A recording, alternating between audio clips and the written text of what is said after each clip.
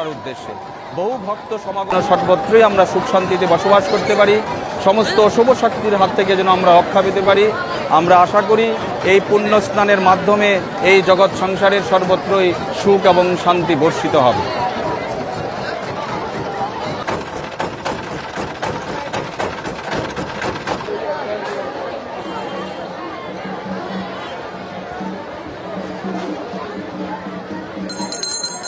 হিন্দু ধর্ম মতে যে আমাদের যে পুণ্য যে স্থানগুলো আছে, তীর্থক্ষেত্রগুলা, এটার মধ্যে হচ্ছে ব্রহ্মপুত্র একটা।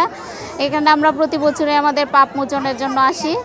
পাপ মোচন বলতে আমরা জেনে না জেনে যে পাপগুলা করে থাকি সেটা আমরা আসলে বিশ্বাস, যেটা অদৃশ্য বিশ্বাসের মাধ্যমে আমরা এখানে আসি। এই তিথিতে আমরা পাপ মোচনের জন্য স্নান করে থাকি এবং সারা বিশ্বের মানুষ যেন ভালো থাকতে পারে সেটাও আমরা আশা করি।